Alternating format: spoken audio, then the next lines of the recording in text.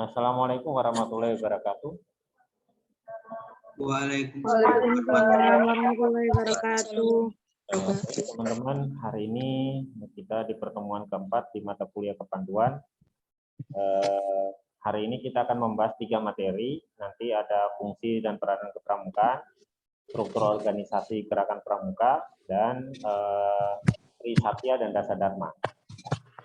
Oke, langsung saja saya share untuk fungsi dan peranan kepramukaan.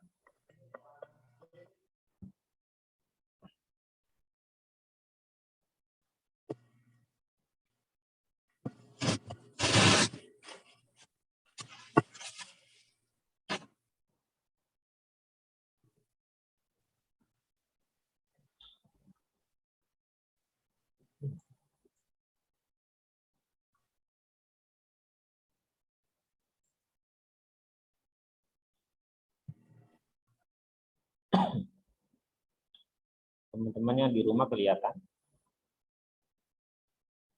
Kelihatan, Pak.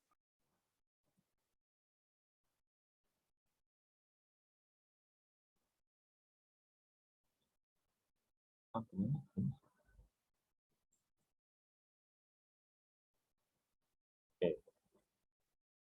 Baik. Kita akan berbicara fungsi dan peran kepramukaan dalam proses pendidikan bangsa. Kita lihat fungsi dari gerakan pramuka. Fungsi dari gerakan pramuka ini sebagai penyelenggara pendidikan non formal di luar sekolah dan di luar keluarga. Ya, sama seperti yang minggu lalu saya jelaskan mengenai Hizbul Waton. Sama, sistem pendidikannya adalah mengarah ke luar sekolah dan di luar lingkungan keluarga. Ya. Jadi sama. Ini gerakan pramuka ini merupakan pendidikan yang non formal, ya. Bukan formal. Jadi pendidikan non formal ini akan membina dan mengembangkan kaum muda dengan ciri khusus, ya. Ciri khusus itu misalnya dari yang tidak bisa menjadi bisa, yang belum mandiri bisa mandiri, ya. Jadi ciri khususnya itu sendiri adalah penerapan prinsip dasar kepramukaan, metode kepramukaan dan sistem AMOG. Jadi ini yang dimaksud dengan pembinaan dengan ciri khusus, ya. Mulai dari prinsip dasar kepramukaan, nanti diajarkan mengenai dasar-dasar pramuka, ya. Terus metode kepramukaan, metode latihan, upacara dan lain sebagainya, ya. Sistem AMOG dan lain sebagainya. Itu merupakan fungsi dari gerakan pramuka. Jadi selain sebagai penyelenggara pendidikan non formal, gerakan pramuka juga berfungsi sebagai wadah untuk mencapai tujuan gerakan pramuka. Ya. Jadi untuk mencapai tujuan dari gerakan pramuka itu, dia meliputi ada 4. Yang pertama adalah pendidikan dan pelatihan pramuka. Ya. Dari fungsi ini tadi, sebagai penyelenggara pendidikan non formal itu akan mendapat atau akan mencapai tujuan pramuka. Yang kita lihat pertama adalah pendidikan dan pelatihan pramuka. Dari pendidikan dia mendapat tentang dasar kepramukaan, ya. Pelatihan pramuka itu misalnya metode kepramukaan, ya. Pelatihan misalnya ikut KMD yang biasa saya sarankan itu, ya, untuk mahir dasar. Ya, ada mahir lanjut lagi. Banyak pelatihan-pelatihan pramuka yang lain. Terus yang B, pengembangan pramuka, ya. Jadi terus dikembangkan, diajarkan dari angkatan ke angkatan sehingga pramuka terus berkembang sampai sekarang. Terus yang C, pengabdian masyarakat dan orang tua, ya. Pengabdian masyarakat dan orang tua, misalnya kita kalau mengadakan persami tujuannya misalnya anak-anak untuk bisa mandiri. Di rumah bisa tidur dengan orang tua, di pramuka dia bisa tidur sendiri. Nah, itu pengabdian kembali lagi ke masyarakat, ke orang tuanya. Dengan itu dia pasti akan misalnya, aku enggak mau lagi tidur sama orang tua, atau biasanya makan disuapin atau disiapin sendiri, sekarang siapin sama orang tuanya, sekarang mulai dia menyiapin sendiri dan lain sebagainya. Terus yang keempat adalah permainan yang berorientasi pada pendidikan. Jadi pramuka itu juga termasuk permainan ya yang berorientasi pada pendidikan. Pendidikan yang seperti apa? Pendidikan non formal tadi ya, terkait dengan metode kepramukaan, dasar kepramukaan. Itu ya. Itu mengenai fungsi gerakan pramuka. Dari fungsi gerakan pramuka kita mendapati atau kita mencapai dari fungsi tadi untuk mencapai tujuan dari gerakan pramuka. Kita lihat tadi ada 4. Tujuannya adalah pendidikan dan pelatihan pramuka, pengembangan pramuka, pengabdian masyarakat dan orang tua, serta permainan yang berorientasi pada pendidikan. Itu. Oke, lanjut. Kita lihat tugas pokok dari gerakan pramuka. Tugas pokoknya itu adalah menyelenggarakan pendidikan kepramukaan bagi anak dan pemuda Indonesia. Ya. Jadi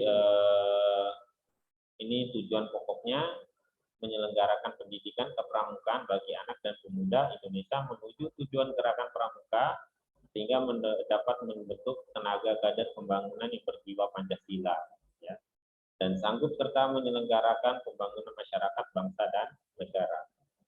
Ini hampir sama dengan tugasnya misalnya HW ya, itu hampir sama. Sama-sama menyelenggarakan pendidikan kepramukaan yang tujuannya itu adalah untuk membentuk tenaga, membentuk anak-anak ya, atau tenaga kader pembangunan ya, sehingga berjiwa Pancasila dan sanggup serta menyelenggarakan masyarakat. Oke, itu tugas pokok dari gerakan pramuka. Kita lihat pelaksanaan pendidikan pramukaan yang didasari dengan hukum dan pendidikan kepramukaan. Ya. Jadi gerakan pramuka itu ada dasar hukumnya. Ya. Ada dasar hukumnya, mulai dari pembentukan Undang-Undang Nomor 12 Tahun 2010, ya, itu tentang gerakan pramuka ya. Terus nanti ada peraturan lagi dari Presiden, ya, itu di tahun 2009.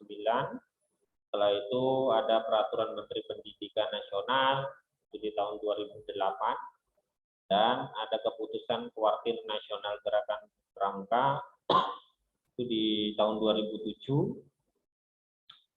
dan yang terakhir itu adalah Peraturan Pendidikan dan Kebudayaan Nomor 63 Tahun 2014. Nah, disinilah pendidikan pramuka itu jadi peraturan dari Menteri Pendidikan ini diatur bahwa pendidikan pramuka itu sebagai kegiatan ekstrakurikuler wajib. Ya. Jadi makanya di setiap sekolah itu pasti ada ekstra pramuka. Nah, makanya teman-teman ini sebagai calon guru di SD, makanya disiapkan dari sekarang, disebutkan ada mata kuliah namanya kepanduan untuk bisa memahami atau bisa mengaplikasikan pada saat misalnya di sekolah, pada saat jam ekstrakurikuler. Nah, apalagi kalau misalnya megang benar di sekolah itu sudah ada pembinanya sendiri. Tapi ketika ekstra wajib itu pembina pasti akan mengajar mulai dari kelas 4, 5, dan 6. Takutnya nanti teman-teman bisanya ditempatkan adalah di kelas 1, 2, dan 3. Itu pasti. Ya. Jadi sehingga bisa mengarahkan adik-adiknya ya dari kelompok usia siaga penggalang ya. Jadi dari siaga itu ranahnya hanya bermain. Gampang.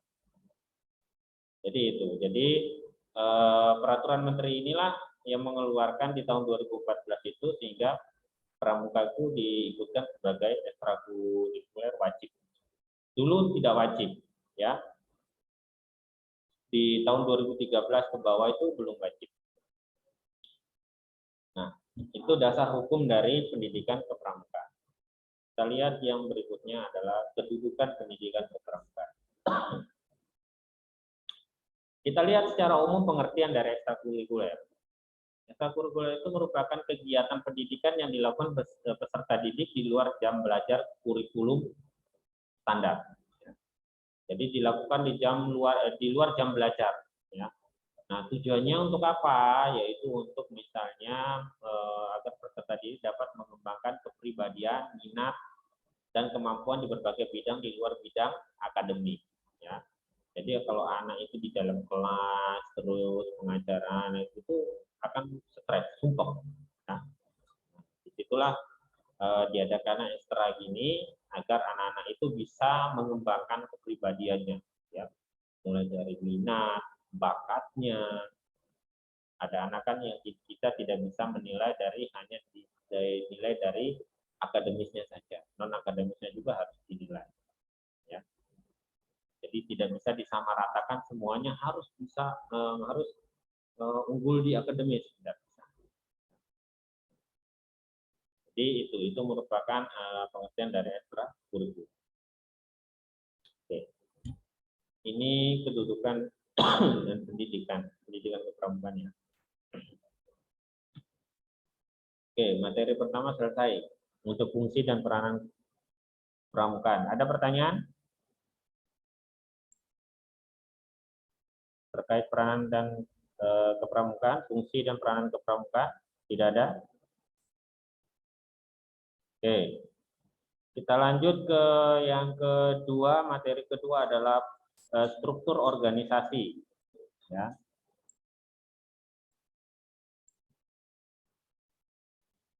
Struktur organisasi.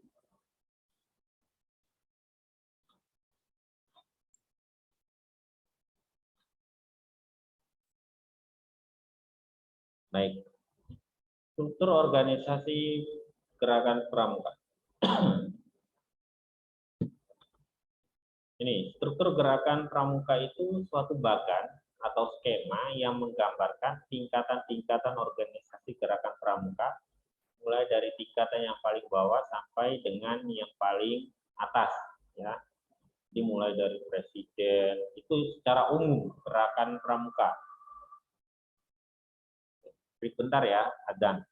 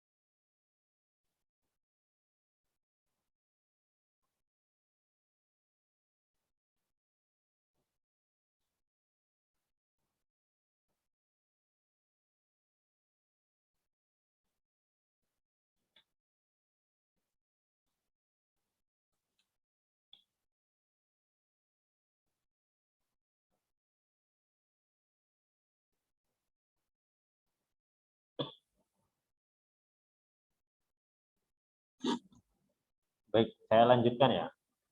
Oke, jadi struktur organisasi pramuka itu adalah skema atau menggambarkan bagan atau skema yang menggambarkan tingkatan-tingkatan organisasi gerakan pramuka, ya, mulai dari bawah sampai dengan yang paling atas, dengan mekanisme kerjanya. Struktur organisasi gerakan pramuka itu diatur dalam keputusan Kuartir Nasional Gerakan Pramuka itu di nomor 220 tahun 2007. Itu sudah ada keluar struktur organisasi. Nanti kita lihat bagannya. Oke. Ini bagannya. Kelihatan enggak? Enggak ya? Enggak jelas. Saya bacakan aja.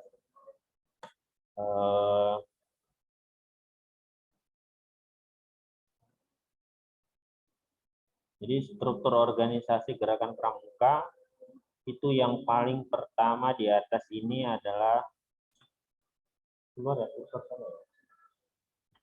Presiden RI. Ya. Jadi nanti Presiden RI ini akan turun ke Kuarnas. Ya. Nanti Presiden ada Kamabikus, Kamabinas, ya, Mabikus, nanti Gubernur, ya. Terus ada bupati, camat, ya, terus tokoh masyarakat, ya, Mabikus. Ini kegiatannya misalnya ada di sebelah itu ada Kuarnas, Lenjingkas, DKN, ya, PM Sakat, TK Nasional, BPK, pada Kuarda, nanti Kuarda dari Kuarnas turun ke Kuarda, Kuarcap, Kuaran. Kuaran itu kuartir ranting apa? Kecamatan, ya. Di Kuarcap itu kabupaten, Kuarda itu daerah, Kuarnas itu nasional. Nah, jadi ini urutan-urutannya dari Kuarcap, Kuaran, nah terus terakhir adalah gudeg, ya. Nanti gugus depan di sini. Ini Saka. Saka itu kan ada banyak, ya. Ada Saka Bakti Wisada, Saka Wira penerbangan itu Saka apa? Wira apa itu? Terus yang ketiga Saka Bayangkara. Kalau Saka Bayangkara itu naungannya misalnya di Polres, bukan Polres. Kalau di Saka Bakti Wisada itu biasanya di Puskesmas atau di rumah sakit. Ya. Terus yang Saka Wira itu biasanya di bandar udara di Juanda. Ya. Tergantung nanti pemilihan. Kalau teman-teman mau ikut Saka, maunya kemana? Kalau lari ke kesehatan berarti Saka Bakti Wisada. Kalau mau lari jadi misalnya pemimpin, yes, polisi, larinya ke polisi. Terus kalau mau berlingkup dengan udara dan lain sebagainya, larinya ke Juanda. Lebih ke penerbangan. Oke teman-teman, ini agak kurang jelas. Nanti teman-teman bisa melihat sendiri ya. Nanti saya share juga. Jadi untuk masa jabatan mulai dari sini semuanya itu ada 5 tahun ya. Nanti ada Munas ya 5 tahun, sudah 5 tahun, Muskap itu juga 5 tahun, Musran itu 5, Mugus itu juga, Mugusnya 3 tahun ya, Musrannya 3 tahun, Mugusnya 3 tahun. Ini bahkan struktur organisasi gerakan pramuka secara keseluruhan ya. Kalau misalnya nanti ada lagi bahkan organisasi gerakan pramuka misalnya dari Kuarnas itu ada sendiri juga. Nanti Kuarda itu juga ada sendiri, Kuarcap juga sendiri. Kalau Kuarcap pengen tahu nanti ya main ke apa? Kuarcapnya Sidoarjo, tahu tempatnya? Sanggarnya Pramuka, nggak tahu. Tahu Indah Portil? Hah? Tahu, Pak. Indah Portil ya nggak tahu. Nggak tahu. Hah? Oh, iya. Kirain orang. Jadi kalau yang di sini tuh tahu, atau misalnya ke daerahnya masing-masing cari kewarcapnya mana, nanti lihat, boleh dilihat pakai. Itu ya, ini mengenai bagian struktur organisasi gerakan pramuka. Saya lanjut. Kita lihat peranan dari majelis pembimbing. Majelis pembimbing ini tugasnya adalah memberikan bimbingan atau bantuan moral, organisatoris, material dan finansial kepada kuartir, gugus depan dan satuan karya pramuka, ya, serta menyelenggarakan misinya gerakan pramuka, memberi bimbingan dan bantuan baik dari pemerintah maupun dari masyarakat. Itu sangat penting, ya. Jadi majelis pembimbing ini kalau misalnya di sekolah itu adalah kepala sekolah, ya. Jadi dia yang berperan mengatur semuanya, mulai dari material apa, dari tempat kayak sanggar dan lain sebagainya. Itu misalnya kayak gugus depan, misalnya membuat kayak ada papan di sekolah-sekolah kan sudah ada papan gugus depan, ya. Ada 2 nomor, nggak usah bingung karena nomor itu memang ada terpisahnya untuk satuan putra dan satuan putri. Jadi kalau misalnya ada nomor 1403 strip 1404, nah berarti antara 103 atau 04 itu antara satu putra atau putri. Itu ada sendiri. Sebenarnya kalau di Umsida juga harusnya, misalnya kalau disetujui juga harus sudah punya nomor budep. Karena Umsida juga pernah mengadakan KMD dan ditanyakan untuk nomor budepnya belum ada, ya. Kalau proses pengajuannya butuh proses, ya, karena di sini bukan lingkup dari gerakan pramuka, lebih ke school waton. Di beda. Itu ya, itu untuk gerakan peranan dari majelis pembimbing. Oke. Saya lanjut, fungsi kuartir-kuartir, ya. Ya, kuartir itu tadi ada misalnya kuartir nasional, kuarnas, ya, kuarcap, ya, kuaran. Kuartir ini adalah suatu bidang badan pengelola gerakan pramuka yang punya tugas pokok pembinaan kepada kuartir, satuan dan gugus depan dalam pengembangan gerakan pramuka untuk mencapai tujuannya, ya. Jadi fungsi dari kuartir ini adalah itu pengertian dari kuartir, ya, secara keseluruhan. Jadi sebuah badan pengelolaan gerakan pramuka, ya. Jadi mulai dari nasional, ya, provinsi, kabupaten, bahkan sampai di kecamatan itu ada sendiri, ya. Itu ada kuartirnya.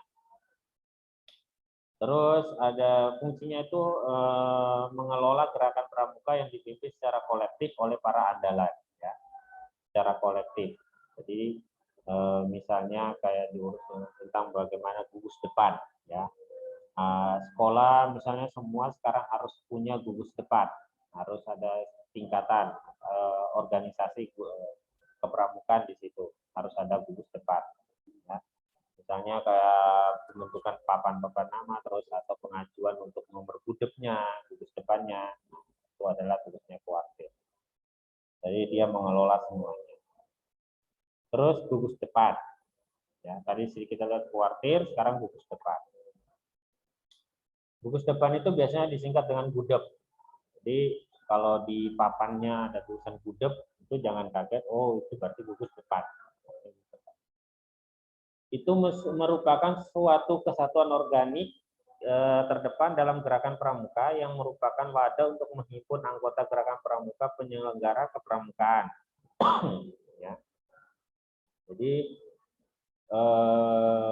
gudep ini adalah sebagai salah satu wadah pembinaan bagi anggota muda dan anggota dewasa muda, ya. Jadi sudah dalam gudep itu satu organisasi. Dalam lingkup itu di sekolah itu sudah punya anggota muda dan anggota muda, dewasa muda, ya. Dewasa muda itu pembinanya. Nah itu kalau anggota muda itu mulai dari anak-anak dari siaga sampai penggalang. Itu adalah punya gugus depan. Dan fungsi dari gugus depan itu merupakan pangkalan sebagai peserta didik gerakan pramuka. Jadi ketika Sekarang semua sekolah sudah punya gugus depan sendiri. Dulu sebelum gerakan pramuka menjadi ekstrakurikuler wajib, itu hampir tidak ada. Sekarang sudah punya semuanya, dan setiap di sekolah negeri, baik swasta, itu pasti ada nomor gudegnya. Nah, gudeg itu dikatakan lengkap jika dia memenuhi 4 item ini. Ya. Jadi gudeg itu dikatakan lengkap ketika di dalam gudeg itu, ya, di gugus depan itu ada satu perindukan siaga. Satu perindukan itu misalnya, kalau perindukan itu berarti banyak ya. Satu perindukan misalnya di satu sekolah itu ada anggota siaganya. Ya. Itu pasti. Karena gugus dinilai gugus depannya sehingga lengkap. Terus ada pasukan penggalang, ya, penggalang pasti ada. Pasukan penggalang itu biasanya pasukan yang disiapkan untuk yang mengikuti perlombaan, bisa lomba LT, jambore, ya, dan lain sebagainya. Terus ada satu ambalan penegak, ya, ambalan penegak. Misalnya kalau teman-teman ada yang misalnya lulus dari SMA atau mahasiswa di SMA biasanya ngajar di SD misalnya. Nah, itu adalah salah satu pelengkap dari gudeg.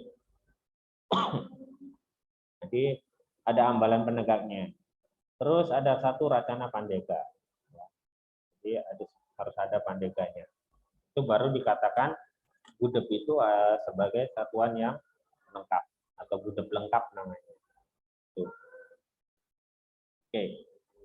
Selesai mengenai struktur organisasi, terus peranan Mabibus, terus ada kuartir dan gugus depan. Oke. Ada pertanyaan? Oke. Tidak ada. Berarti materi kedua selesai untuk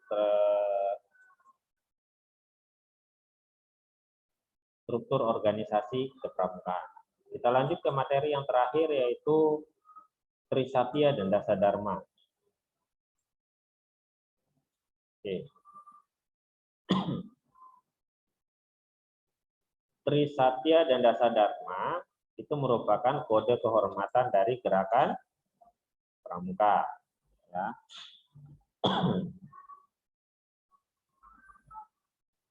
Baik, kita lihat pengertian dari Trisatya. Tri itu 3, Satya itu kesetiaan, berarti 3 kesetiaan. Ya. Jadi kalau ada yang namanya Satya berarti setia ya, belum tentu. Oke, jadi Tri itu 3, Satya itu kesetiaan. Artinya apa?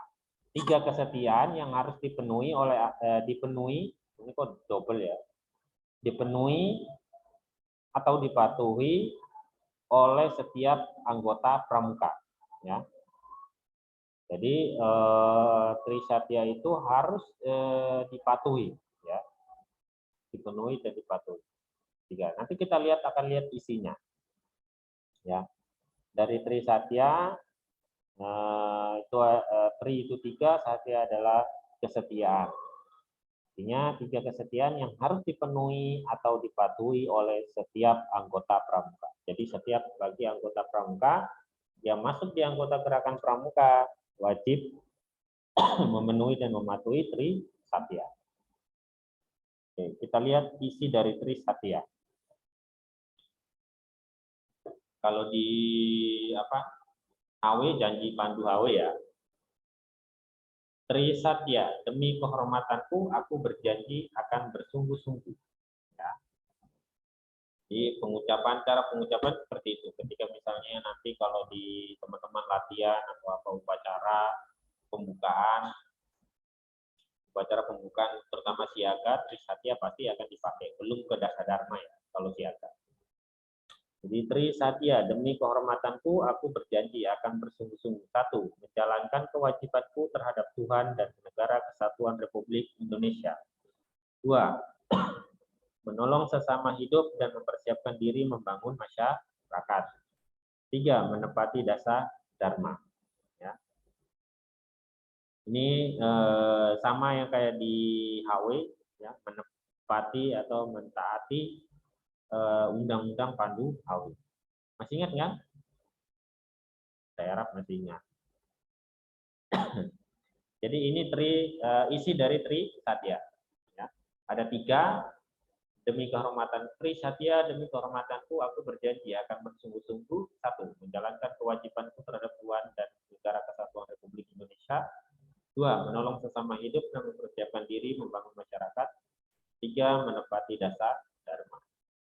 Sekarang kita lihat dasar dharma. Dasar dharma. Dasa itu adalah 10, dharma itu adalah perbuatan baik. Jadi dasar dharma itu adalah 10 kebajikan, ya, perbuatan baik atau kebajikan ya. Jadi 10 kebajikan yang menjadi pedoman bagi pramuka dalam bertingkah laku sehari-hari. Nah, dari 10 kebajikan tadi itu dijadikan patokan atau panutan dalam kehidupan sehari-hari. Nah, kita lihat isinya. Isi dari dasar dharma yang ada 10. Sudah ini?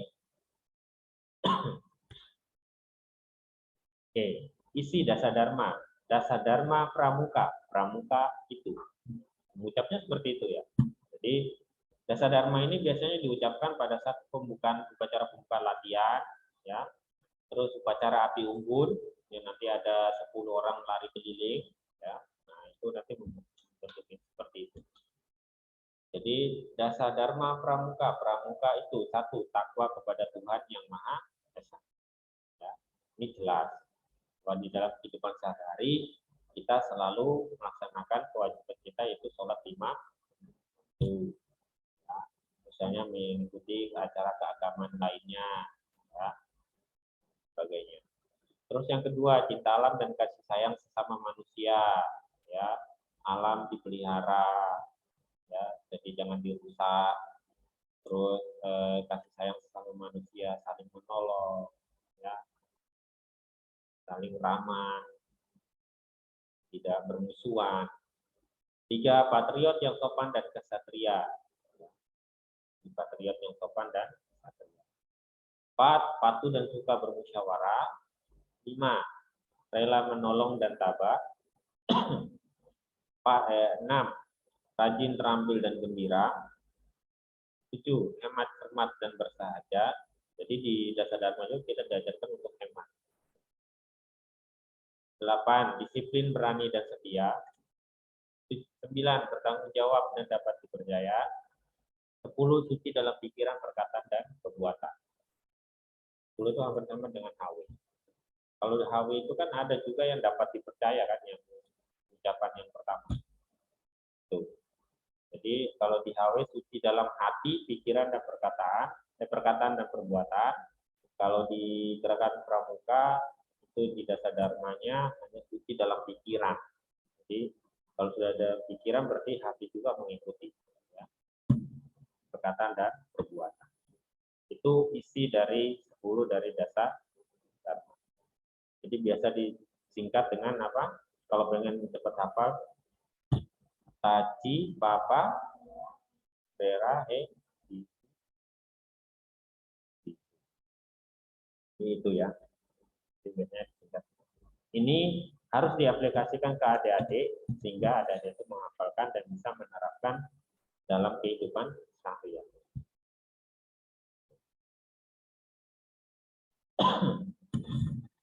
Selesai untuk perkuliahan hari ini di 3 mata kuliah di 3 materi tadi, mulai dari fungsi dan peranan pramuka, struktur organisasi gerakan pramuka, dan yang terakhir kita lihat adalah Tri Satya dan Dasar Dharma, kode kehormatan dari pramuka, gerakan pramuka. Oke, ada yang bisa mengartikan ini?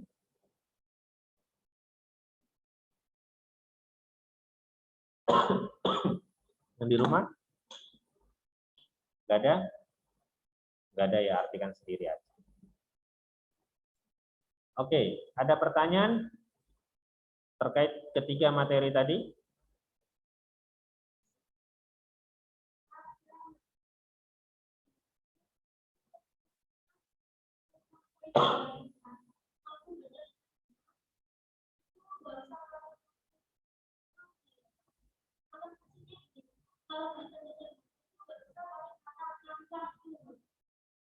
Nah, ya dulu. Sekarang ada perubahan lagi. Jadi ada perubahan. Jadi makanya pramuka itu selalu diajarkan sehingga ketika ada perubahan apa-apa itu selalu diikuti perubahannya, diingat-ingat. Jadi kalau sekarang itu memang dulu dasar dharma pramuka 1, takwa kepada Tuhan. Nah, sekarang itu ditambah dengan pramuka itu 1. Jadi tujuannya apa? Untuk menjelaskan bahwa pramuka itu 1, bertakwa kepada Tuhan Yang Maha Esa, dan seterusnya sampai yang terakhir adalah suci dalam pikiran, perkataan, dan perbuatan. Itu dia lebih menerapkan lagi ke atau mengaplikasikan lagi ke kehidupan sehari. Ya. Ada lagi?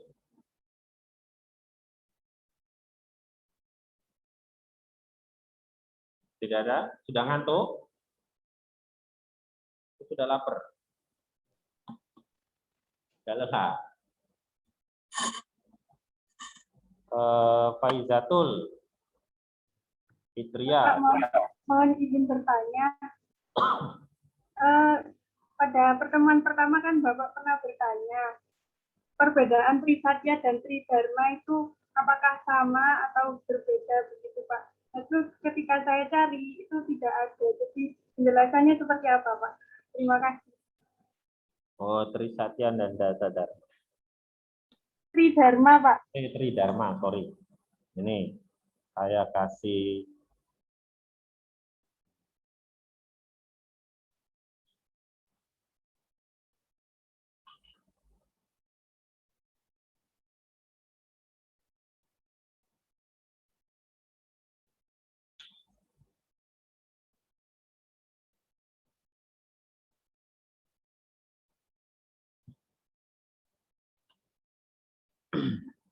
bentar ya Pak.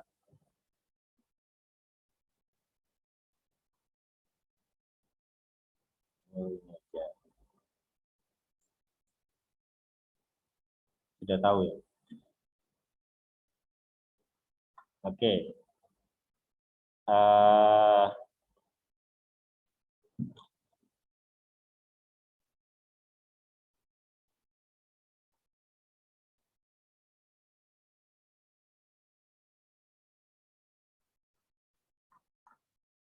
Baik, Mbak siapa tadi? Mbak siapa? Mbak Faiza. Mbak Faiza. Jadi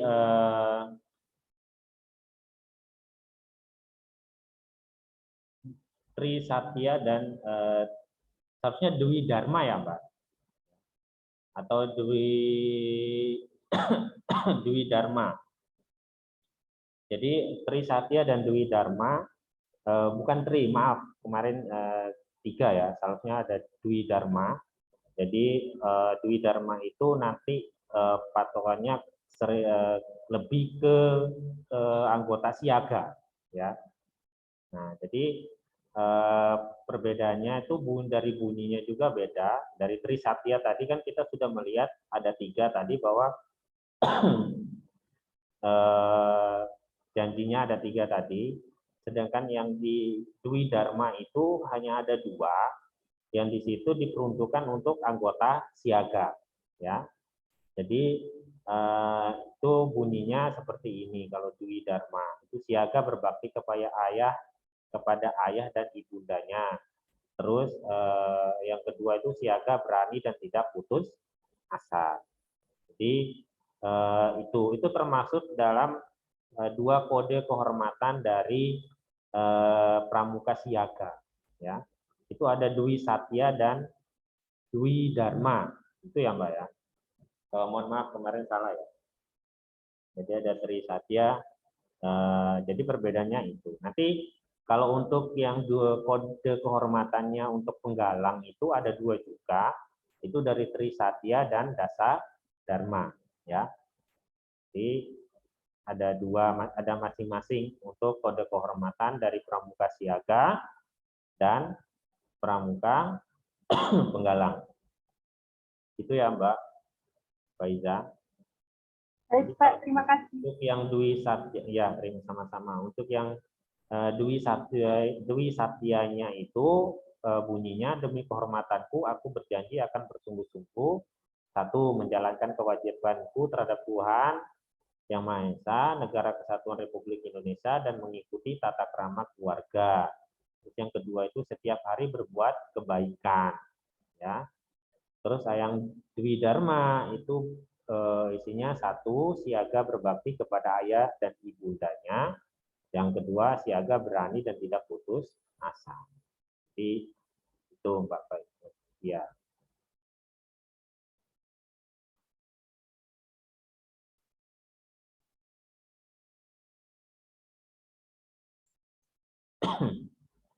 Oke, ada pertanyaan lagi? Tidak ada? Kalau tidak ada, berarti perkuliahan hari ini saya akhiri. Kita ketemu lagi minggu depan di pertemuan kelima. Jadi kita akan berbicara tentang AD dan ART dari Gerakan Pramuka dan Hizbul Waton, ya. Terus pertemuan ke-6 dan ke-7 tetap masih sama, nanti materi. Setelah UTS baru kita akan praktek panduan. Mulai dari tempat tali temali, sandi, dan lain sebagainya. Itu saja yang bisa saya sampaikan. Nah, kalau misalnya tidak ada pertanyaan lagi, atau ada pertanyaan dari kelas? Tidak ada? Sudah jelas. Kalau di Zoom tidak ada? Oke, kalau tidak ada, itu saja penyampaian dari saya terkait materi hari ini. Kurang lebihnya saya mohon maaf. Dan apabila dalam penjelasan tadi ada salah kata, baik ucapan, ya, maupun perilaku, saya mohon maaf yang sebesar-besarnya. Untuk perkuliahan hari ini saya akhiri. Wassalamualaikum warahmatullahi wabarakatuh. Waalaikumsalam warahmatullahi wabarakatuh. Terima kasih, Bapak. Terima kasih, Bapak.